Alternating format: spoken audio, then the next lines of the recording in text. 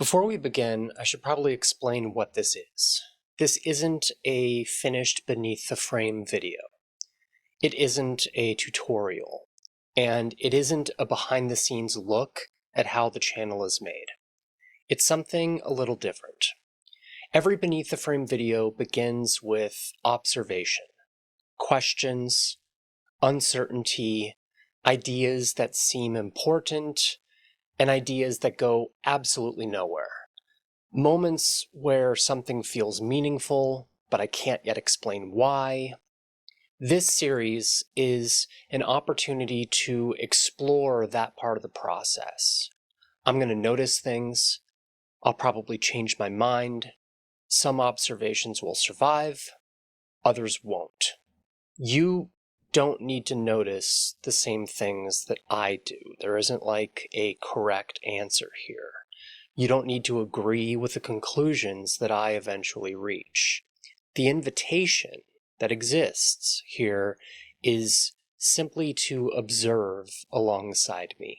And if you arrive at your own conclusions and you start noticing things, that's kind of the point of this. If you start to be able to do this on your own, that is just the coolest thing imaginable. And anyway, I'll pick a film, and together we'll see what the film reveals after sitting with it for a while. Now, I've seen Wayne's World before. I think there's something interesting here, which is why I've picked it to potentially become a beneath the frame video. I'm not entirely sure what the deeper meaning of this film is going to be yet, but because I have seen it before, I do have some ideas. I think that the way this film uses the camera is particularly interesting. The camera feels like a character to me, and I think sitting with it and paying attention to choices that are made with the camera, what it looks at, what it chooses to look at, what it chooses not to look at, I think a pattern will start to emerge. That's my guess. And usually once a pattern emerges in a film, the most interesting moments are when the pattern breaks. And that's something I'll talk about a lot in these types of videos. I'm also going to pay attention to the film's diegesis. I'm going to be using film terms here, so you need to get used to that.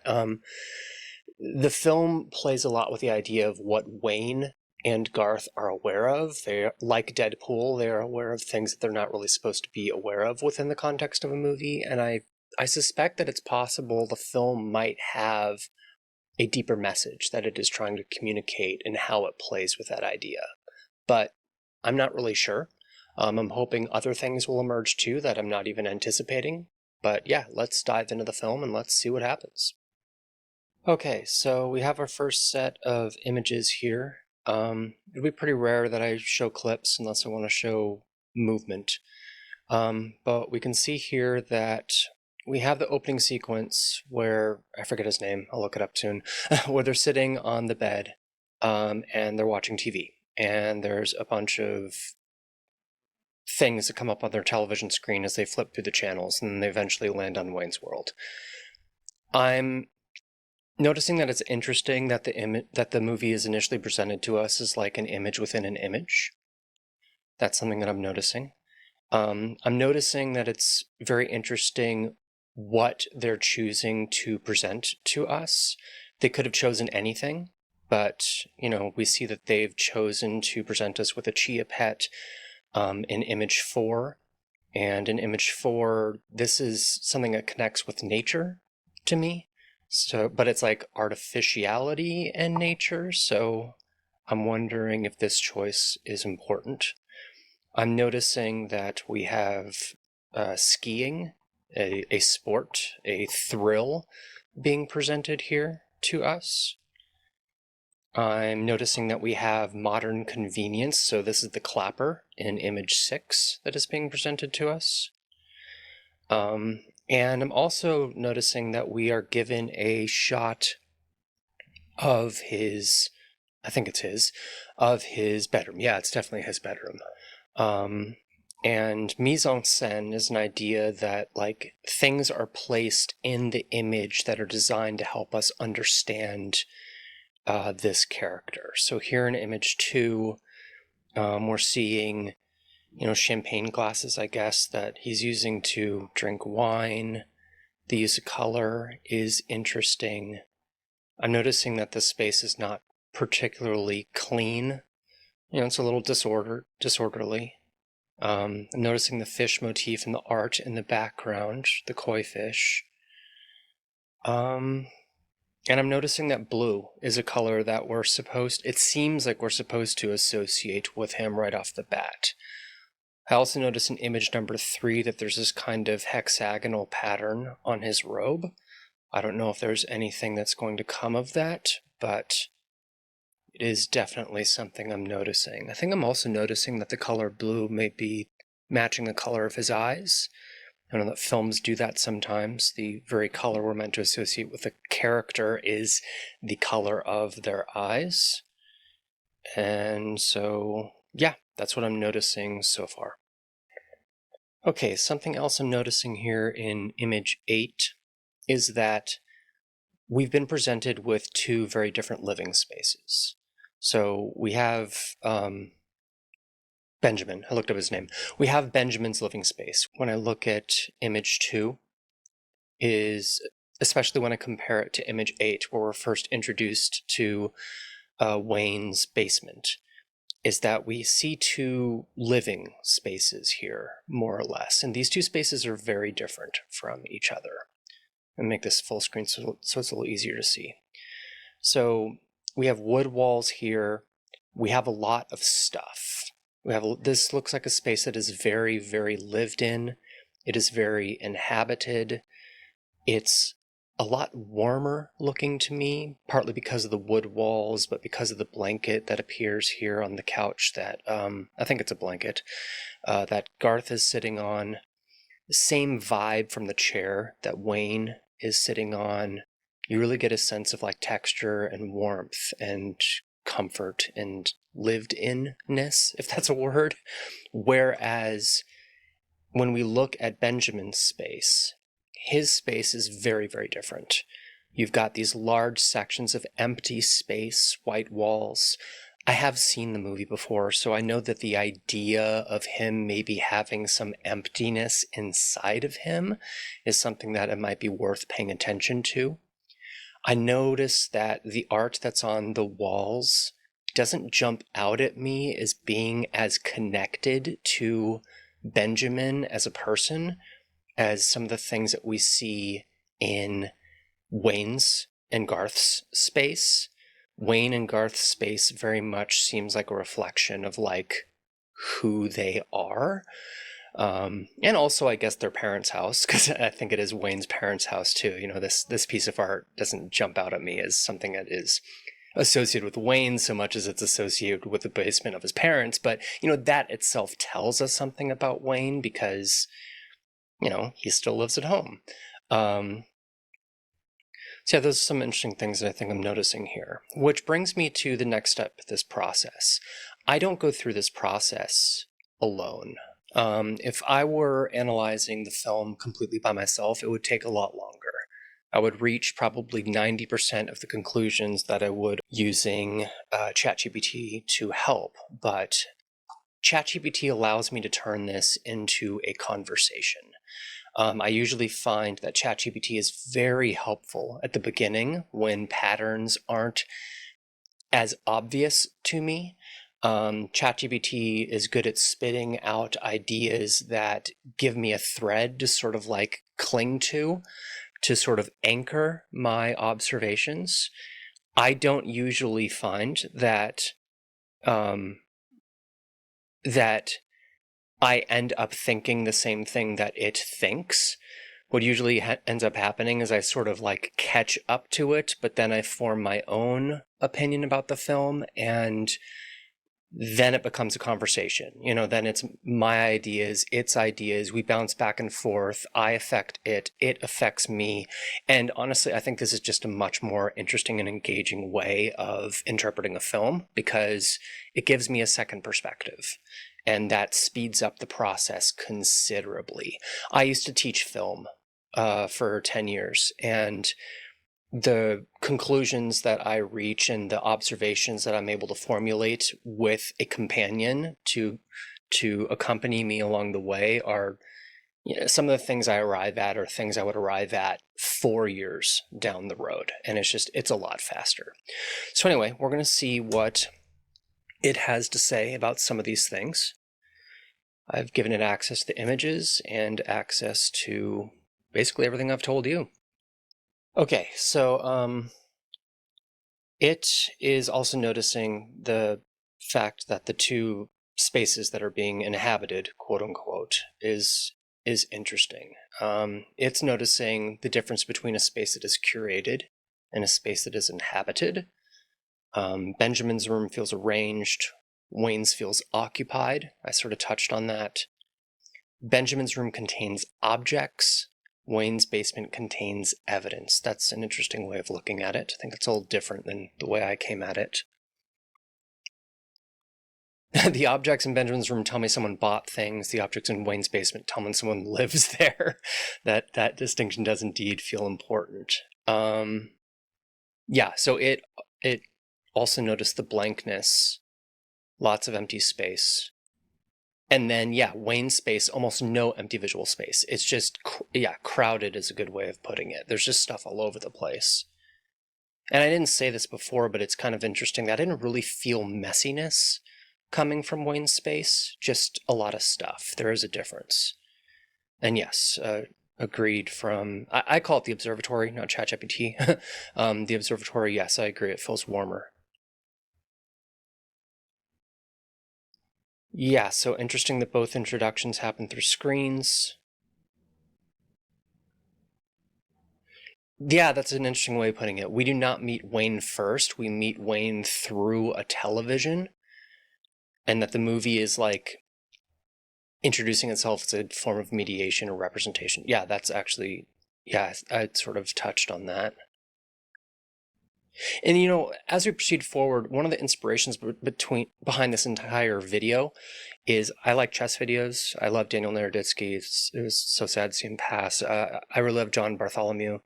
I love watching chess videos, and it just occurred to me that this process is very similar to that process of sitting and observing kind of a position, and that's essentially what we're doing. That's a game. This is looking at a film, but the process has a lot of similarities to it. Let's see, what was he saying? Oh, the Chia Pet thing. Yeah, so the list of things were shown: video games, sports, gadgets, consumer projects, television advertisements, imitating life. It just, I don't know if anything's going to come of it, but it's interesting that these are things that are selected. Yeah, and I didn't talk about it, but in notice televisions being everywhere, monitors, cameras, broadcast equipment. We see that in Wayne's space. That's interesting. I didn't touch on that. Benjamin watches television. Wayne creates it. Very much agreed. Yeah, and I didn't say this, but I thought this to myself too. The opening doesn't begin with Wayne. It begins with Benjamin. Or you could even say more accurately, it begins with a television. It actually doesn't begin with either of them. And I talked about this where the camera itself is kind of like a character and it chooses to do things. And so you might, if we're going to say that the camera is a character, then what it chose to show us first is a camera of a computer game, which is, Sonic the Hedgehog, which is itself not even necessarily totally television. So that's interesting. I don't know if anything's going to come of that, but yeah, so it shows us a wealthy man, almost like the film is deliberately making us pass through one world before entering another. It doesn't know what it means. I don't know what it means. I love that about this process. The observatory also has doubt. It doesn't have all the answers. We go through this together. So yeah, these are potential patterns emerging. I'm not going to go through them all. List some questions we might want to consider. And yeah, for now, we'll consider that our first observation. Okay, there's one more thing that I wanted to cover here about the difference between image 2 and image 8. It occurred to me that he lives in an apartment that obviously is elevated. It's a little tough to see here through the window, but that's something we just know about him if we've seen the film before. His apartment is elevated above the ground, whereas the space that we're initially introduced to Wayne in is a space that exists beneath the ground. So there's this verticality idea that is being introduced here, and I think that's worth noting. Okay, so I've collected another series of images, getting us all the way up to the point where Wayne leaves in the Mirthmobile with Garth and his friends. And I've noticed some interesting things. Just the number of times that they are framed by the television screen itself, and the amount of space that Wayne shares with Garth is something that is already showing up a lot in this film. I think it's something that's worth paying attention to. We can see that in images 9 and 10 in the television screens. And then in image 12, we can see a good example of a two-shot where they're sharing the frame together. There's really a sense of equality of space. This feels like a very generous way of shooting their relationship.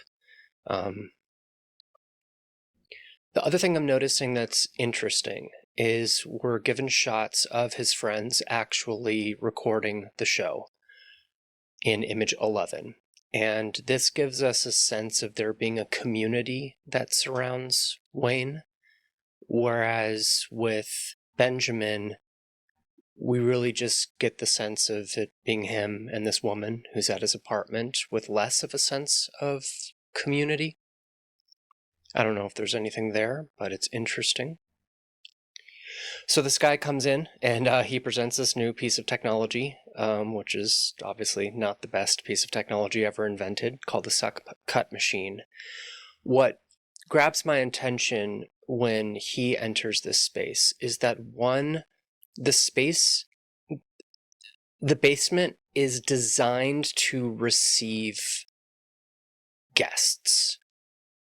We can see that in image 13. I think that's interesting. Obviously, it's a byproduct of them having a show that inherently has guests, so they have that space, but I think it's interesting that we're being shown an introduction to these two characters, that one is a part of a community. This is something that is created with a group of people, but two, it invites others into the space inherently. This feels very different to me than the way we were introduced to Benjamin. The other thing that I find interesting is that Garth is often positioned in the middle of spaces. We can see that in image 14 here, where we have Wayne on the left, we have their guest on the right with his invention, and then Garth occupying a centralized space between the two of them. Obviously, this puts him in discomfort because he's kind of introverted. He doesn't, he's got his personal space bubble. So this is inherently uncomfortable for him, which I find interesting. In image 15, we have the moment in the film where the technology basically starts acting up. Sparks start shooting out of the technology that they're using to record the episode. And in a movie where the camera is itself a character, I'm wondering if oddly behaving technology is something that we might want to pay attention to. I'm noticing that the technology is behaving oddly immediately prior to Garth going through a traumatic experience as the suck cut machine is used on him. So I'm wondering if there's a relationship in images 15 and 16 between how does technology behave and respond, and is that itself almost kind of like a character. I'm also definitely noticing the color of the device that is being introduced here. So the suck cut is this, very saturated, almost blood-like red. It's a color that screams warning to me. And I can't help but notice that, is it an image? No. Later, Benjamin places a phone call, and the phone itself is also red. And you might just say that this is like a random color in image 21. It's just a coincidence. And sometimes these things are coincidences, but I'm starting to think that the choice of the color of the phone here was specific, because you have what's called triadic color use. You have red, blue, and yellow appearing, the three primary colors. And I don't think that's a coincidence. So I think we're being taught to associate Benjamin with the color blue. She expresses joy watching the television show here in image 21. She smiles, she laughs, and I think she is being associated with the color yellow. But I also think that he is being associated with the color red because he sort of represents danger. And I think it's particularly interesting if we go back to image 16.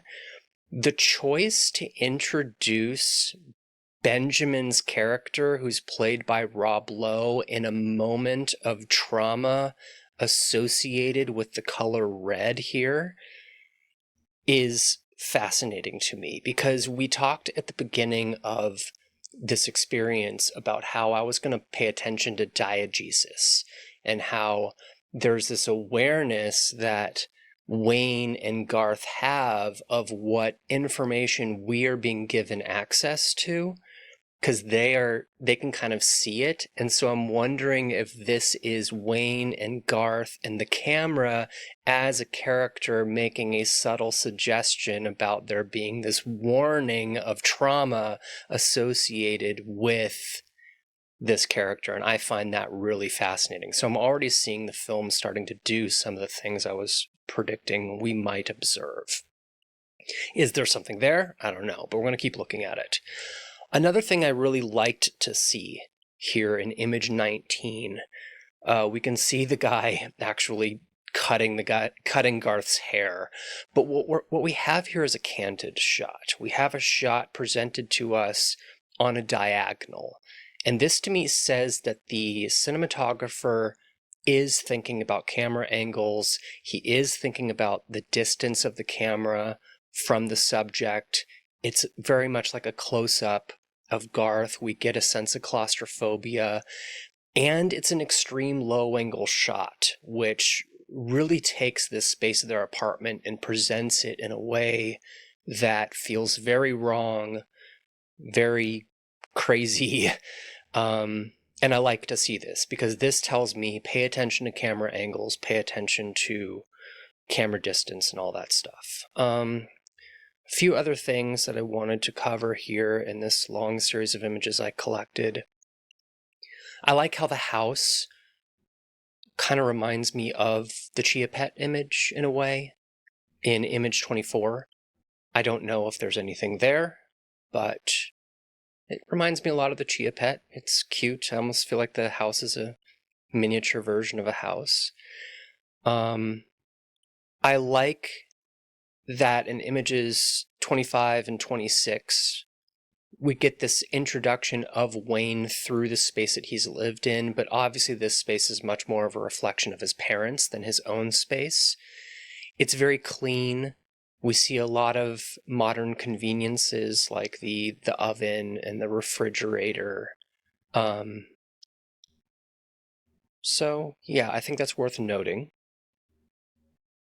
And in image 27, we have the contrast between a space that Wayne and Garth and his friends have chosen to inhabit themselves as having these, flames coming off the wheels. This is a space they've built for themselves, and it's very different from the space that Wayne's parents have built. And I think that contrast is also interesting.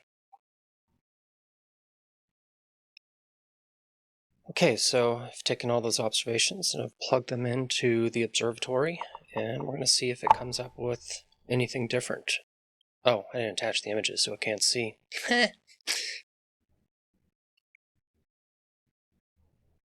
Alright, while it looks at the images, let's go through its impressions of what I said without it being able to see. Wow, it has a lot. That's good. Alright, so television is shared space. They keep appearing inside television frames. Yeah, most films use television as a barrier, separating, isolating, something that's watched, consumerism. Yeah, but here it creates a sense of community. It gathers, it creates participation. Yep, agreed. Let's flag it. Images 11-13, community versus isolation. Watching versus making, covered that before. Right, yeah. Technology behaving like a character. Yeah, technology seems to behave. It acting up and spitting out all the sparks seems like an interesting choice. So yeah, does his technology possess agency? A question worth noting. Yeah, so it agrees. The red thing is interesting. Don't know if this is going to be revisited later in the film, but noted. Yeah, it agrees with me. The canted angle, the diagonal shot that we got with close-up, extreme low-angle shot, suggesting instability. Yeah, this tells me that the camera person, pay attention, we're making choices, this is not random. And that, yeah, I was really glad to see that, because that means I'm not wasting my time if I find another shot down the road where it's like, look at the camera angle. There's likely purpose and intentionality behind these choices. Yeah, I don't think the chia pet in the house literally connected to, but it is interesting because it reminded me of the chia pet. Yeah, inherited versus chosen space. I covered this. Good. All right, so it identifies some patterns. These are mostly. It keeps. This is one of the things that I think is interesting about interfacing with the observatory is it will keep coming back to things and I won't emphasize it as much. It won't jump out at me as being as important or as noticeable, or like I'll have a blind spot to it, but it keeps coming back to this participation versus observation idea, which is something I always agreed with, and it was something I noticed, but it's like it's way more important to it than it is to me. And as we continue this analysis, that this is how our observations of the film are going to differ. Like it's going to have these things it emphasizes and sees and notices, and then I'm going to have some things, and then between the two of us we reach this cool harmony, or this more developed encountering of the film, if you will. Life versus artificiality. I would say this is definitely something that is something to pay attention to. This seems to be something the film is very aware of. Yeah. All right, so now I could see the images. Did it produce any additional thoughts? Oh, I like this. The community is the show. I mean, they're not, featured necessarily on camera, but the show is built all around the crew, the community. All right, so it's noticing the blanket again more. I very much agree the blanket is weirdly important atmospherically. Yeah, of course, the denim and ripped jeans. I didn't mention these things. Yeah, that's a great way of putting it. Nothing feels sterile. Nothing in Wayne and Garth's world feels sterile, except for maybe the parents' house. It kind of reminds me of, I'll make references to other films sometimes. It kind of reminds me of Time Bandits, where Kevin, goes on this adventure that's very different from his parents' life, but then his parents' home is very fixated on appliances and technology, and Kevin isn't about that at all. Really reminds me of that dynamic. Oh, this is a good observation. I did not consider this at all. This is one of the things that the observatory does. It just helps me accelerate. I wouldn't have figured this out for like a year. But yeah, this idea that like, does creativity in Wayne's world inherently involve instability? And having seen the movie, this is spot on. I would say the answer to this is yes. And so we should keep paying attention to it. That's interesting. The observatory has noted that my observation about the use of space being generous with Wayne and Garth, that the introduction of this invasive force, this machine, it makes everything feel a lot more claustrophobic. I very much agree with that based on what we saw. That's a really interesting point. So the observatory is noticing that in the shot, I'm going to show it to you. It's not just this shot, but there's like a separate shot where the car isn't there. Whoop, it disappeared. We have the van that is the technology that they use to record their videos, and how it just seems integrated into the house so seamlessly. You know, even the van itself is white. It looks like it's a part of the house. And that is really, really cool, because like, the truck is not invasive. What Wayne is doing is not really an invasion of the space that he lives in. It's something that is supported. So friendship, his home life, creativity, media, all these things are blended together. That's really cool. Another good observation. This movie, yeah, a lot of movies start with plot. Nothing significant has happened here other than, I guess, Benjamin placing the phone call. But yeah, what's happened here is we've been shown the conditions of friendship and creation, and what it is to be a spectator and performance, and that is a cool way to start a film. And it shows intentionality, which I'm glad to see, because that means that us paying attention to all this stuff probably means there's going to be a lot of payoff. Hey, so this video, this encountering concept, is very much an experiment that I'm conducting. I've never made a video quite like this before. It occurred to me that it could be a good type of video to kind of be like a companion piece to the finalized videos that I make. And I see this as a successful experiment. The first time you do anything, though, it's always messy. I apologize for my image not being included on the bottom right. From your perspective, bottom right? Yeah, on the bottom right of images 1 through 8. So, you're just hearing my voice. I didn't record myself properly because I'd never really done it before, or at least I hadn't done something like that since distance learning. So yeah, when I look back on this, I see something that is very interesting. I at least would sit and watch something like this, but of course that's me. And